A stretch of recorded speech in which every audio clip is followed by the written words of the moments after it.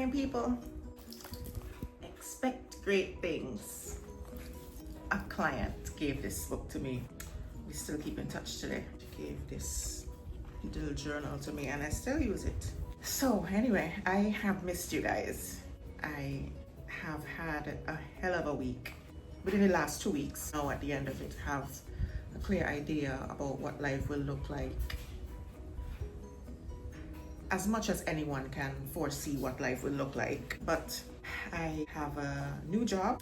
It affords me that scaffold that I need to be able to earn and have time and space to work on my own stuff.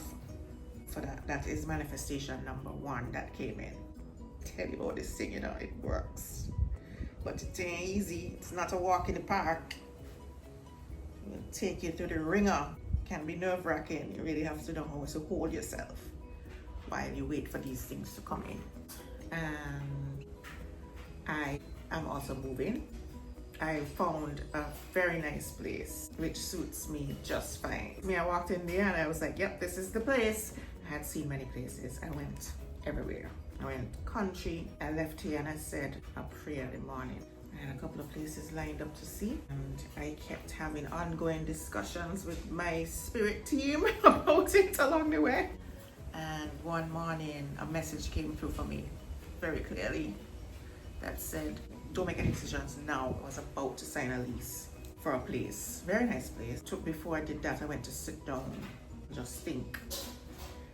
Because the message came through, don't make any decisions now. And I thought, well, I have to make a decision now. I have to move up by the end of the month. I already gave my notice. So while I'm sitting there in thought, this lady comes, who I know, who I haven't seen in a long time. And she's a very nice lady. She always stops and chats and stuff. Very warm heart. Anyway, she gave me a number. When I told her that I had found a place, she gave me a number. She said, call this number. This lady usually has places probably in line with what you're looking for. Now I was at this point already done with the whole process. Like I just wanted to sign. But that little voice, intuition, said, just call the number. Just call the number. So I called the number. When I called the number, the lady was hesitant. You could tell she was asking me all these questions, trying to figure out who my people are and stuff. So I told her who I was, who my father was, trying to draw some kind of references that might give them some indication of who they were considering as a suitable tenant. And the lady called back shortly afterwards to say she knows who I am. She told me who the owner of the property was, and I know her very well. And I went to see the place and I just love it. And so I signed and confirmed and everything. That is manifestation number 2. Having these 2 things come through also helps me to hold the faith for other things. But it is so important to get yourself up to a level in terms of your faith, spirituality, well, however you do it, and guard yourself, because you'll be surprised where those little devilish thoughts come in and how they leak into your aura and your way of thinking. And if you're not careful and aware, they will send you spiraling. There are some people who are just not happy in their lives and they unconsciously spread that around, and it can come disguised within people who say they support you, but they have their own limited way of thinking about how something should be, how your life should look. What level of fun is okay and acceptable?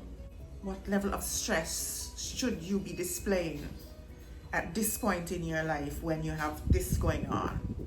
Well, I don't think you're displaying enough stress outwardly, so let me just add some pressure under the guise of having you start thinking about things that, yes, you need to think about, but framing them in such a way so as to create doubt and fear in your own ability to handle that thing and send you into a spiral. And I was met with that a few times over the past week and a half. And I had to pause and say, girl, Sabrina, you come a long way. Because once ago, you would not see this. And you would go down that spiral and spend weeks, maybe months, depending on what it was, spinning your wheels because you did not identify those devilish thoughts. You didn't see that person's motive. And this is not to say that these are bad people. These are people who they choose to remain unconscious, because there are some people for sure who know exactly what they're doing, but there are other people who don't. You have to give people the benefit of the doubt the first time, the second time. But yeah, I realized how far I've come, and I was able to see the thing for what it was and stop it before it took over. Because what I'm trying to do with my life is not unreasonable to attempt. It's not an unreasonable thing to attempt to do. I mean, it was what it was. I could have stayed there, but it served its purpose. And that's another thing. When you know a thing has served its purpose, and when you know that your heart is not in it anymore, that is a sign for you to make movements. Because what are you giving? What are you contributing? If your heart is not in it, what are you contributing most of all to yourself? We come in with this thing called soul amnesia. And I think the purpose of this life is to get very closely acquainted with self. Not just the things that are pleasant to look at either, not just the things that are acceptable, socially acceptable, not to just pay attention to those things, but to pay attention to the darkness and shine a light on it so that it doesn't control things. For example, I like to play Super Mario Brothers, and usually when I get to a new world or a new level, it will take me several attempts to get past that level. Because when I first enter that world, I don't really know what is going to come at me. I don't really have an idea of the things that are hidden in that world that are threats to me. And so I make my way and I lose my lives. And so I know, for example, there's a big man-eating plant is going to pop out of this hole, and I need to quickly pass this particular pipe because that plant is going to come out if I stand there. And so once I begin to understand all the hidden things, I have control. It's the same with your life. Once you begin to understand all the hidden things within yourself, then you have control. So I had the thought, if I don't try to make this life one that can be looked at in hindsight and experienced again, maybe sitting with friends, talking about stories and experiences that make me feel good, warm my heart, bring back memories of joy and happiness and community, as opposed to talking about how bad mind people are and how this happened and all the bad things about it and how this person is that and that person is the other, and I wanted to do this but was prevented from doing it because this person was such a but then have no time to change anything at that point, or very little time to change anything at that point. I don't want to get to that stage. And it really doesn't matter who fucking understands it. I am the one who needs to understand it. I am the one who's going to be sitting wherever when I'm 80, maybe, thinking back on things. Not whoever is sitting in judgment right now, making judgments about what they see outwardly, and maybe they think by their standards, I'm not stressed out enough and therefore I must not know what I'm doing. I must not have a concept of how serious this situation is because I don't appear to be stressed out. Well, I put myself here. I have my moments when I'm stressed out, but I know how to work with them. Right now, life is sweet and I have a plan. Lots of times you have to just be very careful how much you let people affect your state of mind. And so you need to build up yourself so that you have control over your state of mind. You know what to do. Also, that you can identify where these people might be coming from when they start to talk to you. Because sometimes they themselves are not even aware of their own motives.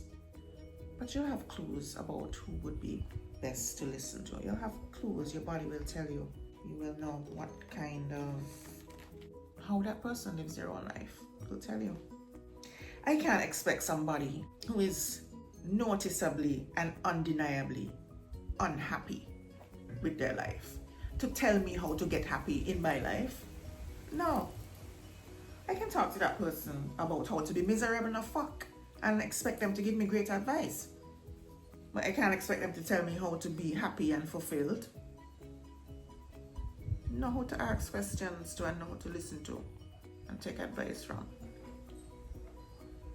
It really helps me to go back to and look at these videos and see the process. I mean, now that there are things showing up in 3 in my reality that were not there when I started, it is very interesting to go back and just get a little snapshot of maybe what I was thinking. Those videos don't really capture everything, but they capture clues. And when I get those clues, then I get to say, oh yes, and this is also how I was feeling. This is also what was going on. And it's a great way to log process. So also in the past week and a half, I have had great conversations with a couple of friends. Those conversations are effortless, they just flow. Like how life is lifing. Sometimes life's in a way that is uncomfortable, but there's not a lot of explanation needed when things are shared because it is understood what is meant by those things. And there really is no judgment and a lot of encouragement. And not blind encouragement either, but a lot of encouragement and support. Being seen and heard and exchanging ideas and giving updates and even sharing things that are worth taking a look at online, that might be inspiring. And I really value those friendships. Those friendships are old. Those friendships, one of them is from first form and the other one is from prelim year at Brescia College at Western. And we have remained in touch. I remain in touch quite with a few of the girls from university, but not as often as this one. They are open and they get what I'm trying to do because they know me so well without me having to justify it. We all have to live our lives in line with our purpose, and each of us has a unique purpose. Also, it's so important to be able to feel into what that purpose is. There's some people who they don't know what their purpose is, so they look around and see what other people are doing. For example, how that person makes a living. And I'm not pointing any fingers because I did that too. I mean, I had a whole degree in the visual arts and went into property management and then destination management and then event management. But there's some people, they don't even know what they like to do because they haven't been present enough in their own lives at any given time to notice what they like to do. It is possible to be doing something that you like to do and not be present enough to understand or to recognize that you like to do that thing. I have also been there. I was not even able to be present in the moment. I was thinking about needing to escape where I was. So it's important to know what your soul's purpose is, because if the aim is to live a life that gives you fulfillment, one purpose is not better than the other. There are people who are born to be parents. They were born to love on and pour into another person. They feel joy and contentment from that, and that is what they want to spend most of their time doing. And they get tremendous fulfillment from being present with that little person and helping them to navigate the world and find their way. There are other people who don't find fulfillment in that. And so when you don't have that, you look around and you try to identify what other people are doing, and you compare your life to their life, and you figure, well, if you copy what they do, then you'll have the same results, but you won't. That's not your lane. You have your own lane. And that's all well and good. There are lots of people who do that because that is maybe their whole life is meant to be about doing that until they learn some lesson that they came here to learn. Right? What hell am I to judge? I don't know what contracts people are meant to fulfill when they come here. There are some people who copy, which everybody copies something, but then there's some people who just want to erase you. They not only want to copy you, they want to erase you. You must not exist, because when you exist, people are going to compare them to you, and they can't have that. So they try to get you out of the picture. There is a lot of karma for that.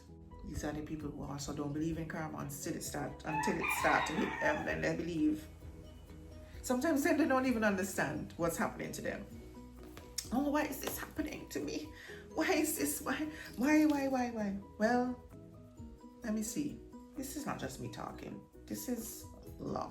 This is just how the world works in the spirit. And the spirit shows up in our reality in some way. Anyway, I am excited about what is to come. I start with my new job in about a week, and I make a move shortly after that, and I'm excited. It also takes away the burden of having to think about, at least for a while, how my scaffold is going to look, because it's up now. Alright, thank you for being here. I hope that something resonated with you, and I'll see you again.